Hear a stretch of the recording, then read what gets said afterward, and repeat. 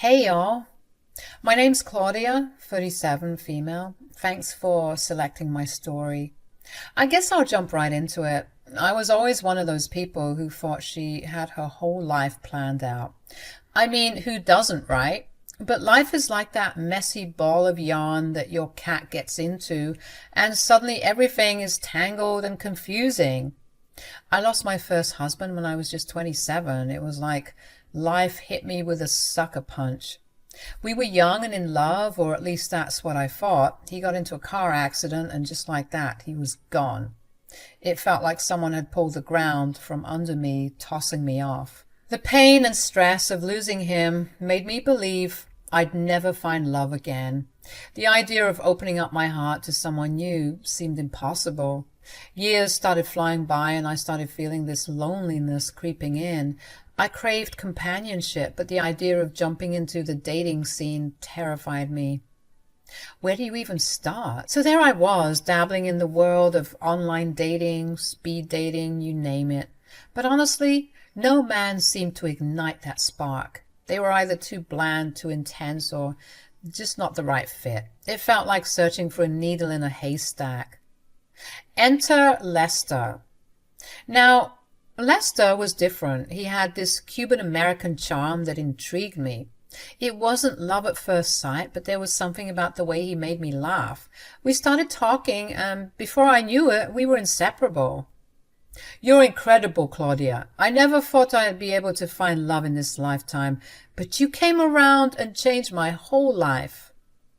Honestly, Lester, you've made me believe in love again. This is no small task. You're amazing. Lester and I were getting closer and closer by the minute. I was so skeptical. I thought that some crap was going to hit the fan, and maybe I manifested it, but it surely did. You see, Lester came with a package deal named Wanda, his mother. Wanda had this uncanny ability to come out of thin air whenever Lester and I were getting serious. It's like she had a radar for our romantic milestones, birthdays, anniversaries, or just a quiet dinner at home. She'd appear like a genie ready to pass judgment. Now, Wanda was traditional, a real women belong in the kitchen kind of gal. And here comes me, Claudia, the unconventional wife. I didn't do much cooking. Cleaning wasn't a 24/7 gig for me. Sorry. And the real kicker, I had no interest in having kids. That last part, well, that was the deal breaker for Wanda. Picture this. We're at a restaurant, Lester, Wanda, and I. It was supposed to be a casual, get-to-know-each-other, better kind of night. Little did I know, it was the night Wanda would discover my non-traditional stance on motherhood. As we sat there, sipping on our drinks and scanning the menu, the conversation took a turn. Wanda innocently asked about our plans for the future, probably expecting to hear about a white picket fence and a nursery in the making. You two are just so adorable. I didn't think that my baby would find someone. He was always so grumpy. And don't even get me started on his flirting skills. Just horrible. Mom, really? I wonder how he even got a woman to be with him this long, but considering that you're a lacking woman yourself, I'm not too surprised that you two are getting along. Mom, stop it right now. What's that supposed to mean? I just mean that you don't do things that are, what the kids say, wife material. Yeah, that's it. You don't know how to be a wife. Maybe according to your standards, but I reckon that I'd be a great wife. I did it once before, and I can do it again. Oh, yeah? And what do you provide? What can you do for my son? Well, I can be a loving companion. I can be his rock, his supporter, and his best friend. Ha! She thinks those are wifey qualities. I do, actually. What about cooking, cleaning, huh? Well, maybe his mother should have taught him how to do those things. I'm not anyone's babysitter. Okay, ladies, I think it's time to get some more refreshments. What do you say? Wanda and I kind of just mumbled in agreement, obviously feeling a bit bitter after this little tiff. She was getting on my nerves. I knew she came from a super traditional background, but geez, cut a girl some slack. I was still feeling a bit annoyed with Wanda's rudeness, so I decided to stir the pot a little and said, "It's a shame you're not super into the modern way of doing things, because you should know I'm not really interested in having kids." The silence that followed was thicker than the black bean soup on the table. Wanda's eyes got so huge and I could practically see the gears turning in her head.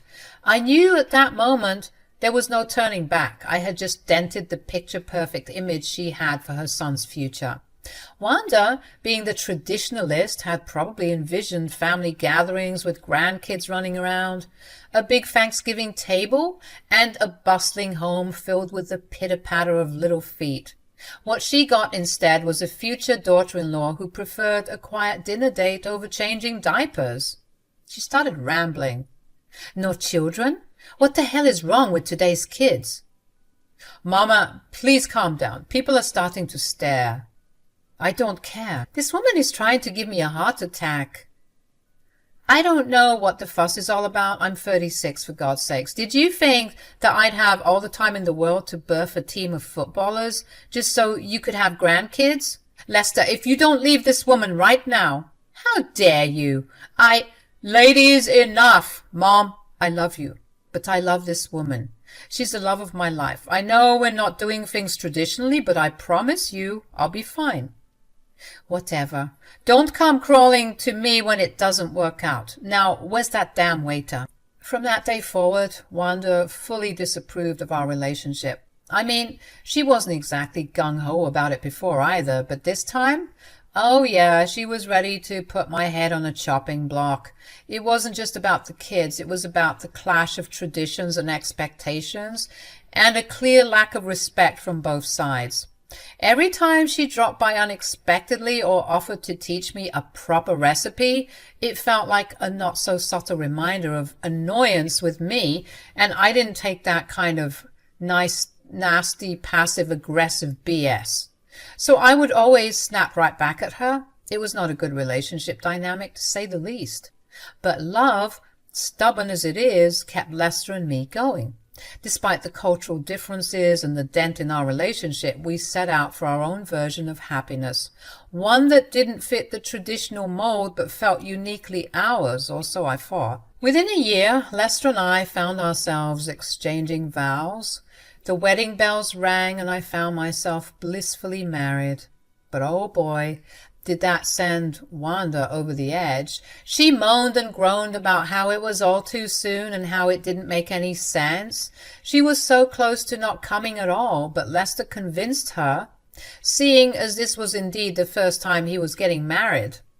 Looking back, I realize this might be the only thing we ever agreed on. The wedding brought out Wanda's traditionalist side in full force. She questioned our decision, shook her head constantly, and probably lost a few nights' sleep over the idea that her son was now a married man. Her son, who was supposed to follow the path she'd envisioned for him, the path of a traditional family with a traditional wife and traditional grandkids. Shortly after the wedding, Lester came to me with a big surprise. And no, it wasn't a sandwich at midnight, although that would have been delightful. It was an announcement that made my heart skip a beat. Imagine my surprise when Lester came up to me and said, "My mom is going to move in with us." He didn't even ask me. That was a huge red flag, but of course I didn't see it till it was too late. I couldn't wrap my head around it. Wanda wasn't frail or in need of constant care. She was vibrant and independent, maybe too much even. So why on earth did she need to live with us? It was like my cozy little life was being invaded by a hurricane named Wanda. Despite the weirdness of the situation, I agreed. Love makes you do strange things, right? So Wanda moved in, bringing her spicy cooking and a constant stream of advice. I thought I was signing up for a lifetime partnership with Lester, not a mother-in-law who'd give me tips on how to keep her son happy. It was a nightmare. I felt so anxious in my own home. Wanda's presence was scary and annoying. She had this knack for popping up in our personal spaces when we least expected it, offering relationship advice with a side of arroz con frijoles.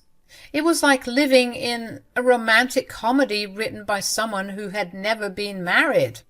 Why was she always up in our business? When Lester and I would have our morning alone, she was there. When we would work out together, she was there. When we were having a romantic movie night, she was there. One day I got upset and I blurted out, "Isn't it enough that you're invading our personal space? Why must you be everywhere all the time?" Wanda and Lester were shocked that came out of my mouth.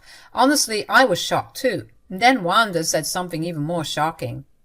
"If you have a problem with it, then you should talk to Lester, because he was the one who wanted me here." I was utterly shocked when I found out the truth. I turned to Lester, giving him that look that said, "Is that true?" The poor guy seemed too embarrassed to offer any defense. Well, I got my confirmation. You see, these past couple of months, he had me believing that it was his mother who wanted to be there, how she practically begged him to move in with us. But his lack of response told me everything I needed to know. Without saying anything, I stormed upstairs, slammed the bedroom door shut, and locked it behind me. He was going to sleep on the couch that night, and I didn't care about his bad back. The next morning, the house was filled with awkwardness. I didn't like Wanda. Wanda didn't like me, and I didn't like Lester at that moment. It felt like some stupid high school game. As the days turned into weeks, I found myself questioning why I did this to myself. I started reconsidering everything, thinking that I jumped into this way too fast. The spark that was once there was now flickering, replaced by feelings of resentment and disappointment. A month crawled by, and there I was, engrossed in my work in the home office, when I heard some commotion outside. I thought that Wanda was just moving things around again, but I couldn't be more wrong. I couldn't believe my eyes when I saw Wanda and Lester packing up some bags, moving things outside the house as if they had an escape plan in motion. Confused and concerned, I approached Lester, asking him what the heck was going on, but he seemed both embarrassed and irritated, avoiding eye contact and answering me altogether. Rude, frustrated with Lester's lack of response, I turned to Wanda directly, hoping to unravel the mystery, and to my surprise she smugly said, "I'm giving you what you wanted. I'm moving out." Initially, I'm not going to lie, you all, a wave of relief washed over me. Finally, my sick mother-in-law was leaving my house, meaning that I'd finally have my husband to myself. I thought that Lester had finally grown a pair and stood up to his mom, paving the way for us to repair our strained relationship. However, my relief was short-lived when Wanda dropped another bomb. "And I'm taking my son with me." The revelation hit me like a ton of bricks. What? Why? I was hurt. I was angry, and I was confused. Wanda went on to explain that they were both tired of my BS, and that they wanted some peace of mind. "I even told him to divorce you, seeing as he doesn't need you anymore. But he said he still loves you, which is unfortunate." "Is that true, Lester? Do you love me?" "Of course it's true." "Then why are you leaving me?" "It's because he doesn't want anything to do with you. I mean, look at you. What sort of wife are you? You can't cook, you can't clean. That's why he wanted me to move in the first place. He knew he would probably starve to death if I wasn't around." Ouch. I looked at Lester, and he just looked away. I couldn't believe I let my desperation cloud my judgment. This man wanted to be with me, but he still had his mother around? Why? Then it clicked. Lester probably only wanted me for my money. You see, Lester was someone who struggled with financial stability. He could never hold a proper job down for long periods of time, and he never had enough money to pay for rent and bills. Now, this didn't bother me. I had always been the primary breadwinner. That was how our dynamic worked. Again, I'm not a traditional wife, so bringing home the bacon wasn't an issue for me. So why on earth was this man moving out with his mom if he didn't have the money? Did he get a better job and didn't tell me? It was all very confusing. "I just have one question. Who is going to be paying for your new lease and rent?" "Are you thick?" "My son, of course." "Oh, really?" "Well then, If that's the case, then fine. You two can go. Lester had the gall to be upset. What? You're giving up on us just like that? Why not? You've made the decision to leave with your mom, so you two can go. Claudia, let's talk about this. We weren't even being that serious about leaving. He started droning on and on about how he was testing my loyalty and how he'd never actually leave. I was confused, and so was Wanda. She started asking her son why he was backtracking now, and I didn't understand either, and I didn't want to understand. I just wanted those two bozos out of my place. Once Lester realized that my decision about them leaving was final, he angrily finished packing, and the two of them left without a second look. As the door closed behind them, I crumbled into tears, not out of sadness, but out of frustration with myself. I felt stupid for allowing a man back into my life when I clearly wasn't ready for it. The truth was, I had become desperate for love and affection. Could you blame me? I had been single for 10 long years by that point, and loneliness clearly took over my judgment. At that moment, I realized that I deserved better. I wouldn't let myself cry because of Lester and Wanda. No, I had to pick up the broken pieces and move forward. So that's what I did. That very same day, I got rid of anything that reminded me of those two clowns. I also saged my home because I wanted their bad energy to stay far away. It was a therapeutic process, cleansing my home of their presence. Once that was done, I focused on ending this embarrassing chapter of my life. I got to work drafting the divorce papers that would finally free me from my good-for-nothing husband. A month had passed without a word from Lester, but the time had come to serve him with the divorce papers. I wanted to see his face and his reaction when he knew I was being serious. So I got all dolled up, dressed nice and pretty, and headed out to their new home, which Wanda made sure to tell me about because it was in one of those rich people's neighborhoods. Pathetic. I wasn't just seeking closure, I was ready to embrace the beginning of a new self-empowered chapter. I rang the doorbell, and soon enough Lester came out of the house looking a bit stressed and worried, but once he saw me, I could see it clear as day. The look that cursed every stupid man that walked on the planet. Regret. Wow, you look... I've come to give you the divorce papers. Lester looked shocked. What? What are you talking about? I don't want to be with you, so I'm divorcing you. Hey, listen. You don't have to do that. I know things have been weird the past couple of months. Weird, Lester? You left me so that you could be with your mom at your grown age? You should be ashamed of yourself. I was trying to prove a point, okay? Well, I'm glad you got whatever you wanted out of this because we're done. Claudia, you're being delusional. Was what your mom said true about you wanting her to move in because you wanted what you couldn't have with me? A doting and submissive wife? One who is always cooking and cleaning? How could you ask me that? Did you only want me for my looks, my money? That's ridiculous. I could never. You know what? I don't even care. Have them signed ASAP. This shouldn't take too long because of the prenup, so please do the needful and I can be on my merry way. Lester started yapping about how he needed me and how he couldn't do this alone, which prompted me to ask, how are you affording this place anyway? And Lester went quiet, looking all sheepish and embarrassed like he normally would. After some moments of him struggling to find the words, Lester started spilling the beans.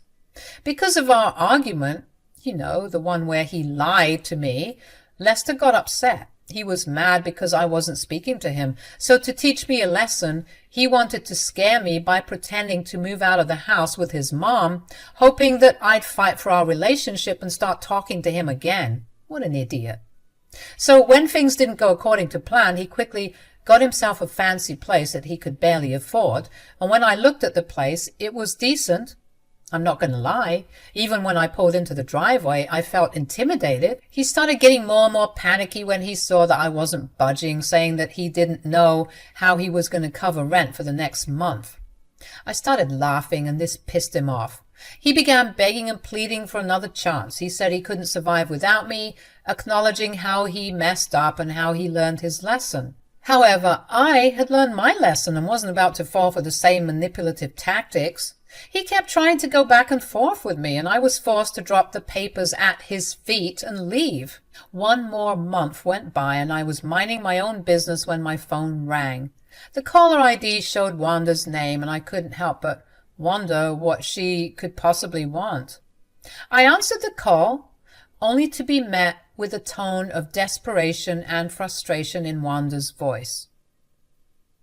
Claudia, this fool, this moron, he's ruined everything. Please, you have to help me, please. What's going on? Slow down. Lester, he lied to me. He said he had the funds for this place, but we're only 2 months in and completely drained of cash. You have to help us.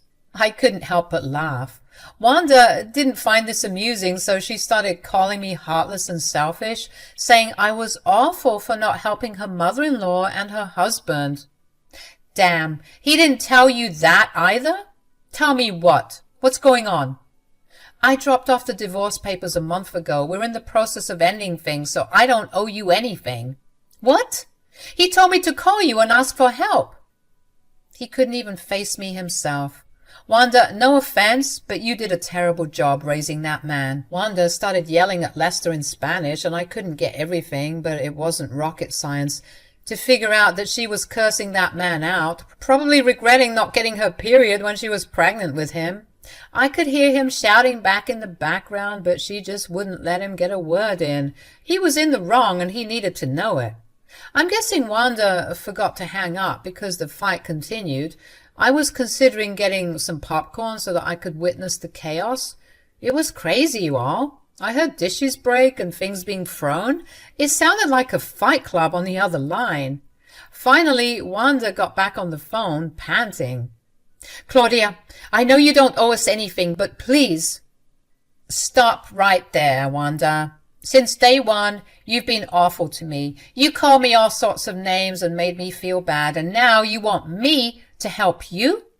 I know you only have 2 brain cells to rub together, but please think about that for a second and ask yourself if you think that's ever going to happen. But you and your son are some of the stupidest people I've ever met. Do me a favor and pretend that this marriage never even happened. I don't want it following me. Claudia, wait. Oh, and good luck scrounging up money to pay for your rent. Then I hung up the phone. She tried calling me back, and when that wasn't working, she was texting. I blocked her. Revenge never felt so good, you all. I know she was punching the air and ripping her hair out. I was living peacefully in my house, enjoying my own company, and the people who made me suffer for the past couple of months were now panicking and were on the verge of being homeless. Funny how karma works, huh?